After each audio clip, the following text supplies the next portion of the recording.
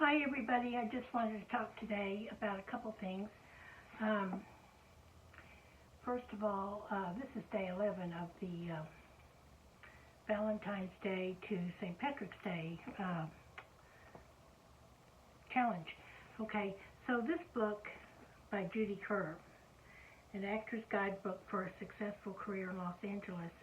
I bought the green version of this book over 20 years ago when I still lived in Dallas. Now I'm in Waco, but I've moved back and forth, and I've lived in Austin too. But the first time I moved to LA was 2003. But anyway, after my mom had passed from cancer, I sort of needed an outlet, and I sort of took like a big giant leap of faith in my 40s to move out there. And back then, like I said before, you could work almost every day as an extra, even if you never made the big time, and do substitute teaching and temp office and, you know, a lot of different things,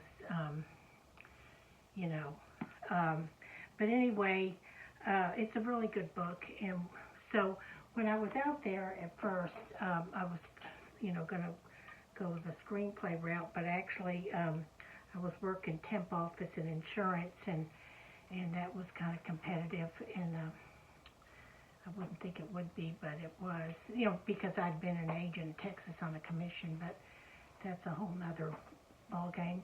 We can talk about that someday. Like I said, I could, at my age and everything I've been through, I could actually be a career life coach. And if you have any questions about any jobs or careers, you might be better at some of them than I was, and, whatever. But, maybe cut through a little bit of the time it takes to do stuff. But I remember I was in between one of my temp jobs before I started substitute teaching again, which I'd done quite a bit on and off too already before I had moved out there, with the insurance and everything, and selling, and then so anyway, I had thought, well, I'll try to do, I was just curious about all of it. So one day I went and saw the magazine Backstage West, and so actually I was in a little club in Hollywood just during the day having, it was early evening, like a beer or something, happy hour thing, and so I talked to one of the bartenders there, and she said, "Oh, why don't you just be an actor? That's what we all do." And I thought, oh, okay. So I've been everything else, and of course I hadn't done a lot of acting since high school musicals, dance recitals, the whole thing. Sometimes in college a little bit, mostly like modern dance and stuff like that. So, although I did a lot of stuff growing up, just for fun. So anyway, okay, so I thought, well, I'll just go ahead and get the Backstage West, and then I got on that, and then I thought, well, I need to get a picture made. So then I met this headshot photographer, and he recommended to do extra work, and then I started doing that. I went to Central Casting and did all that, and then I was able to work almost all the time, but how it all started was, I had this book, and then I got some of those other books, Hold On Logs, where you write down all your Central Casting assignments, or I guess your bookings, or your extra work. But I signed up with several different places to do extra work, and then I also was doing substitute teaching, but also you sign in all your auditions, because at the time you still can. You get on. I've had subscriptions to Backstage West on and off for years.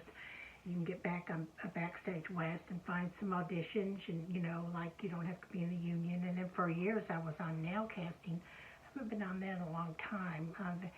They do mainly independent films and everything, and then later Actors Access, and then IMDb, and then IMDb Pro.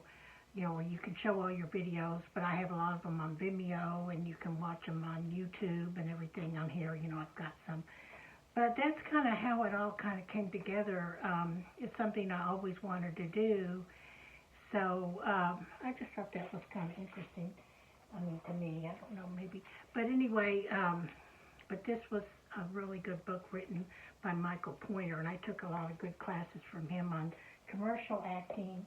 And then Joanne Linville had us start out with Walt Whitman. We had to get up on stage and just read a lot of poetry, and you know, memorize it and everything, and be in the moment with that. And then I was still kind of, and I'm still trying to work on writing part. I think that's even more difficult than the acting, at least for me. But I mean, I think I could do it, but it's challenging. Maybe I can someday finish a small independent film. Hopefully it'll be an hour and a half or 2 hours, maybe just short film or something. But when I was reading some of these books like this, writing television sitcoms and stuff, and there were some other books I have on that subject. I can get them out one day.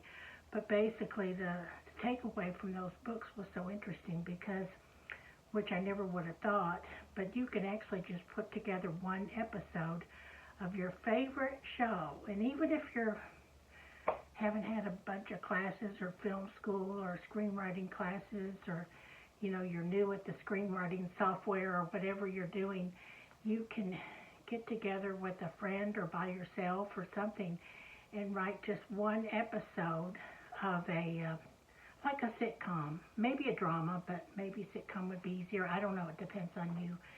But and just pitch it if you can get through. There's like a myriad of gatekeepers in Hollywood, or maybe if you're an actor, you can talk to your acting agent about it. I guess if I ever was to do that, I would have to call one of my acting agents, you know, my talent agents. But basically, you just try to get through and pitch basically what you're doing is you're just pitching your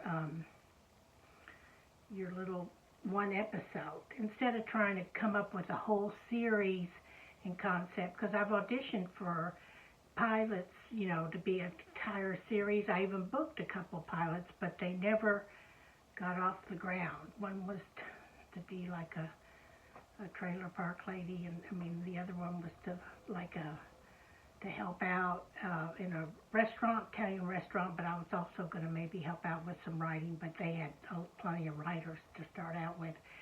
But anyway, there's so many, and then eventually those all might get made, but these were from a long time ago.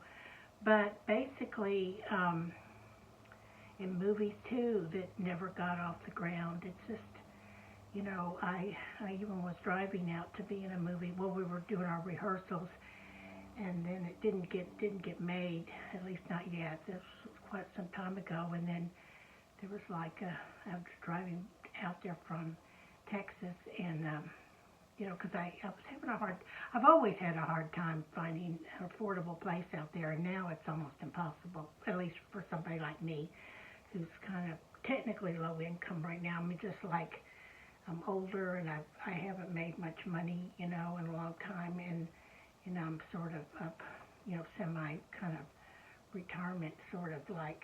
But I mean, you can make a lot of money. You just have to. But I don't know. I mean, I see all these people on YouTube. That's a whole other thing for another day. You know, they're struggling because of the prices. It reminds me of when I worked as one of a prominent insurance company, and the more life insurance we sold or tried to sell insurance and other policies, homeowners or whatever, the home office would complain, and then they kept raising. It was on strictly commission, so we had quotas. So they kept raising the bar, you know, on the requirements. Well, that's how I feel, and that's how I think a lot of people feel now with rising food prices and rents and cost of living just to get anything done. And so basically it's tough on everybody, and so it's challenging. So that's how everybody feels, because the more everybody works, then everything gets going up and up and up. There's only one good thing that I can think of about this whole thing, is maybe I seem to, as time goes on, I mean, because I have a lot of other responsibilities and things I need to do, and so food keeps falling down on the rung. You know, I always like put my pets at a priority on what they can have, but maybe, you know, as time goes on, because I did need to lose some weight, you know, like a lot of people, especially people that have had a lot of sedentary jobs and everything. So, because I had put a lot of that weight on when I had more sedentary jobs, before I started doing the subbing and the extra work and acting and the back and forth with the sales. But then, or even more recently at that call center job I had a few years back, you know, that was hard, and you have to sit all the time, and so can't really move much because you're plugged into the wall. So that's all. I guess we'll talk about that today. At the end, I was going to add, maybe I could do a live one day, just not to get all caught up in that whole rabbit hole, but since I started out in the news business years ago, we didn't talk about conspiracy theories as much. But, you know, there's just so many, but they all end up, a lot of them end up coming true. But it's hard to really get to the bottom line, or the bottom of all these things. But there's a lot of good journalists on YouTube that are trying to get to the bottom of it. A lot of them are just citizen journalists. But anyway, everybody's really trying really hard to make it in life, and it's challenging for everybody now. It doesn't matter whether you're, you know, in school, and schools are tough now, and that can be challenging, that whole substitute teaching thing. So everything is getting kind of, you know, challenging now. So, but anyway, I just wanted to share a little bit with you how I originally kind of caught the bug. I always wanted to do all that, and that's how it kind of started to come together. Because when you're out there, you have to constantly be, well, now it's getting like that everywhere. No matter what your age or situation, you have to constantly be thinking, how am I going to make some money, extra money, whatever. But out there, you know, this was over 20 years ago, the first time I moved out there, I was just thinking, I need to do this. I've done all these other things. You know, how can I just kind of make it all work? I might as well just throw the acting right into the mix. And, you know, it's fun and challenging, and the main thing is just realize that, that sounds kind of sad, but there are about 1.7 million actors on the planet. I got those original statistics from, I think it was Actors Access or Breakdown Services, but where they have a lot of actors listed. They have so many. And then of those, about 150,000 or so are in SAG-AFTRA, which we saw the awards the other night. I finally got to watch part of mine. Well, I finally watched all of it last night because it was so great to see Jane Fonda win. And after all these years, I just thought she was so marvelous in all her films. But Barefoot in the Park with Robert Redford is just a classic, you know. It's just like Harry Met Sally, but, you know, it was just a marvelous movie. So, I guess originally based on the play, too. So, but that was great, and there were several other moments that I didn't add in my other video the other day, but maybe I can add them another day. So, okay, well, I'll talk to you guys later. Maybe I'll make another video later. I was going to add about this whole thing about maybe go live one day and just ask people what they think about all these conspiracy theories and everything. But I was really trying to, you know, another thing people are doing, because it's just so hard to make all your bills, I was trying to, you know, do bare bones technology, you know, but, you know, I'm just like the bare bones of everything with your technology, but that just gets into so much so many other complicated issues. Sooner or later, we have to keep giving them money and make a choice. You know, do I want internet or to eat, or, you know, and people that are not going through this are, kudos to all of them, because there are some really nice people that are just so busy in life that they are too busy, you know, knowing that there are some challenges going on. But anyway, there's just so much to learn nowadays, and people that are trying to get more work. I mean, I need more work, but I am older, and but I definitely need more work. But people that need to work like 2 or 3 jobs and are really young with families and everything, it's challenging out there for them to get work. One reason is because everything is online, and people can't just go in like the olden days and say, you know, I would like to get, sometimes you can and get a job and fill out the app and keep in contact. And I know a lot of times to get newspaper jobs as reporters out of journalism school years ago, we used to constantly just call the paper and finally we could come in. You know, it's very competitive. But now it's like everything's online. You go in, even if you want a retail job at the store, you're checking out, getting your bread or your eggs or what, well, if you can afford eggs, but, you know, or something. And so you're basically asking them about it, and then it's all to go back online. So it just kind of goes into a circle. So anyway, but everything's challenging, but hang in there, and spring is coming. The weather will at least be nice, and so that's about all I have today. So this is Jean Tuitt over and out. Okay, bye.